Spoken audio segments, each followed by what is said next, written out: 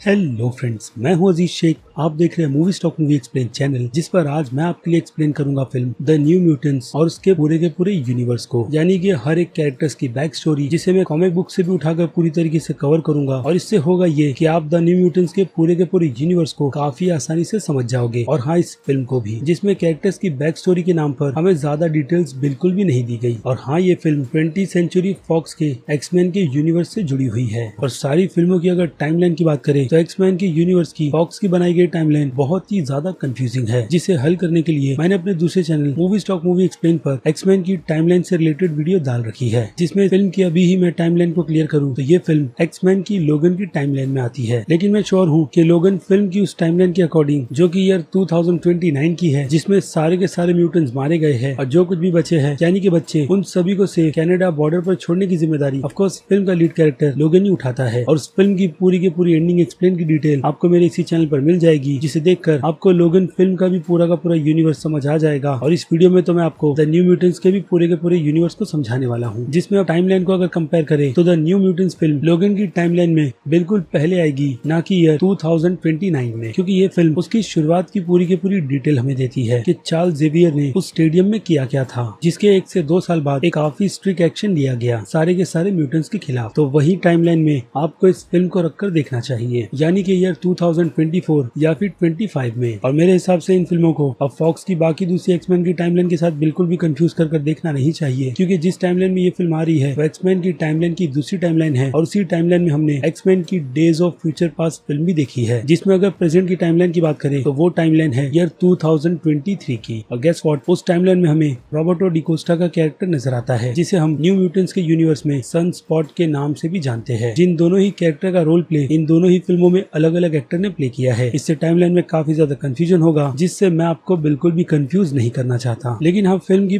पूरी ट्रिलॉजी की स्टोरी भी मैं आपको यहाँ पर एक्सप्लेन करने की कोशिश करूंगा, जिसे बनाने के मूड में एमसीयू यानी कि मार्वल स्टूडियो बिल्कुल भी नहीं है। इसके अलावा द न्यू म्यूटेंट्स की पूरी बैक स्टोरी जो कॉमिक बुक में है, उसकी भी एक्सप्लेनेशन मैं आपको इस वीडियो में देने वाला हूँ, ताकि आपको द न्यू म्यूटेंट्स के पूरे यूनिवर्स के बारे में काफी ज्यादा डिटेल में पता हो कि ये सभी किस बैक स्टोरी से बिलोंग करते हैं और उनका कनेक्शन इस फिल्म में किस तरीके से बिल्ड किया गया है। हालांकि चीजों को यहाँ पर पूरी तरीके से बदलकर हमारे सामने प्रेजेंट किया गया है, जो कि ऑफ कोर्स इस फिल्म का लोगन फिल्म से कनेक्ट होना है। और ऊपर से कॉमिक बुक की एडेप्टेशन को अगर फिल्म में बिल्कुल ही सेम रखा जाएगा तो फिर चीजों में ज्यादा फर्क नहीं होता। और यहाँ पर कुछ चेंजेस के चक्कर में अगर किस चीज को सबसे ज्यादा बिगाड़ा गया है तो वो चीज है फिल्म का विलन, यानी कि डीमन बेयर, जिसके बारे में पूरी डिटेल में मैं आपको इस वीडियो में बताने वाला हूँ। और ये भी कि डॉक्टर एसेस किस कॉर्पोरेशन के लिए काम करती है और उसका सुपीरियर्स है कौन। यानी कि ये वीडियो काफी सारे स्पॉइलर से भरी हुई है, जिन बातों को आपको बहुत ही ज्यादा ध्यान में रखना चाहिए। तो अब चलिए बिना किसी टाइम को और वेस्ट किए शुरू करते हैं इस वीडियो को। लेकिन आगे बढ़ने से पहले छोटी सी रिक्वेस्ट भी, चैनल को सब्सक्राइब, वीडियो को लाइक और शेयर करने की।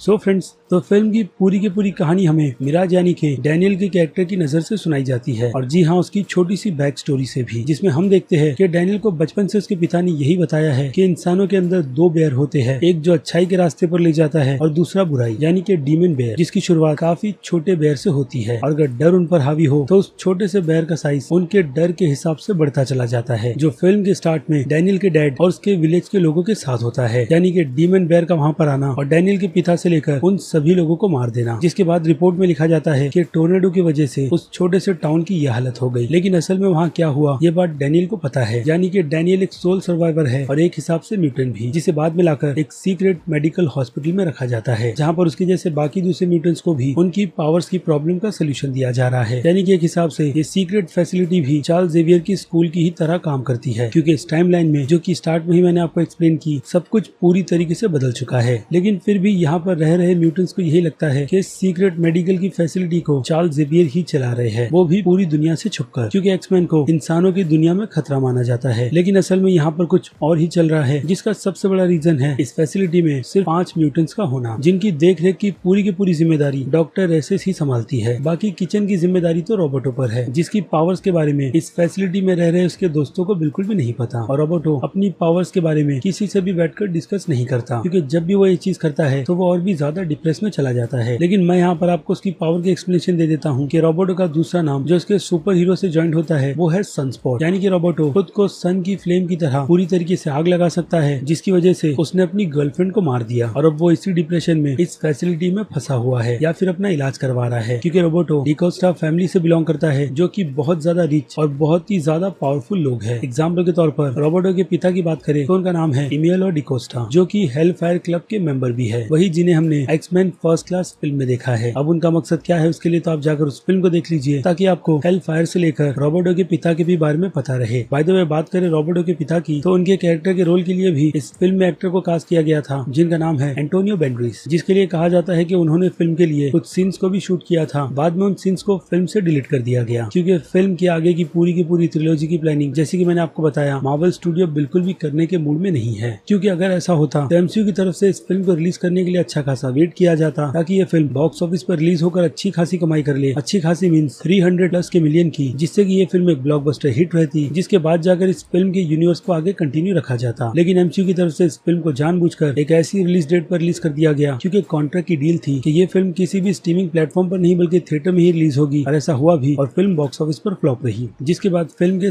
सारे आइडियाज अब फिल्म के डायरेक्टर जॉर्ज बॉर्न के लिए आइडिया ही बनकर रह गए हैं। खैर तो इस टॉपिक को छोड़कर आते हैं फिर से फिल्म के बाकी दूसरे कैरेक्टर्स पर, जो कि है सैम गॉटरी, जिसका सुपर हीरो नेम है कैनन बॉल। अब नाम से हमें ये बात पता चल जाती है कि वो उड़ने में कितना ज्यादा स्पीड है और कितना ज्यादा पावरफुल भी, जिसकी ऐसी ही पावर्स की वजह से उसने कोल में अपने पिता के साथ साथ बाकी सभी लोगों को मार दिया और रिजल्ट में उसे इस फैसिलिटी में लाकर रख दिया गया। लेकिन कॉमिक बुक में कैनन बॉल न्यू म्यूटेंट्स की टीम का हिस्सा नहीं था, बल्कि वो पहले डोनाल्ड पियर्स के लिए काम करता था, जिसके बाद डोनाल्ड पियर्स को जेवियर ने माइंड कंट्रोल कर पूरी तरीके से अपने कंट्रोल में ले लिया और बाद में कैनन बॉल ने जेवियर से माफी मांगकर न्यू म्यूटेंट्स की टीम को ज्वाइन कर लिया। और हाँ, डोनाल्ड पियर्स की बात करें तो इस कैरेक्टर को हमने लोगन फिल्म में भी देखा है, लेकिन न्यू म्यूटेंट्स की कॉमिक बुक में डोनाल्ड पियर्स सबसे मेन विलन है, जिसकी वजह से न्यू म्यूटेंट्स की पूरी टीम एस्टेब्लिश होती है। लेकिन फॉक्स के यूनिवर्स की एक्समैन फिल्म में डोनाल्ड पियर्स के कैरेक्टर को किस तरीके से लाकर कैसे मारा गया ये बात आपको काफी अच्छी तरीके से पता है। और अब डोनाल्ड पियर्स की बात हो ही रही है तो उसका द म्यूटेंट्स की टीम के और किस किस मेंबर से लेना देना है उसकी भी बात कर लेते हैं, क्योंकि इस लिस्ट में नाम सनस्पॉट का भी आता है, जो डोनाल्ड पियर को किसी भी कीमत में मारना चाहता है, क्योंकि डोनाल्ड पियर्स के ही कहने पर उसके लोगों ने सनस्पॉट की हाथापाई में उसकी गर्लफ्रेंड को मार दिया था, जिसके बाद सनस्पॉट किसी भी कीमत में डोनाल्ड पियर्स को मारना चाहता था। और ऐसा ही कुछ डैनियल यानी कि मून स्टार के साथ भी हुआ था, जिसके ग्रैंडफादर को डोनाल्ड पियर्स ने अपने हाथों से मारा था। और कॉमिक बुक में डैनियल चार्ल्स जेवियर की स्कूल ज्वाइन करने के लिए आती है, जिसे उसके ग्रैंडफादर ने ही भेजा होता है, जो चार्ल्स के बहुत अच्छे पुराने दोस्त है। इसके अलावा टीम की अगली मेंबर रैनी सिंचर्स की बात कर लेते हैं, जिसका सुपर हीरो नेम वुल्फरेन है, यानी कि वो खुद को वुल्फ में कन्वर्ट कर सकती है। और यही चीज उसके लिए सबसे बड़ी मुसीबत भी मानी जाती है, क्योंकि वो बचपन से ही काफी ज्यादा धार्मिक है और जब उसे ऐसे ही रूप में उस विलेज के लोग देख लेते हैं तो वहाँ पर उस पर विच होने का आरोप लगाया जाता है, जिस पर बाद में उस पर विच क्राफ्ट के ट्रायल भी शुरू कर दिए जाते हैं, यानी कि उसे जिंदा जलाकर मारने के। और यही सेम स्टोरी रैनी की फिल्म में भी अडॉप्ट की गई है। इनफैक्ट इस पूरी फैसिलिटी में रैनी ही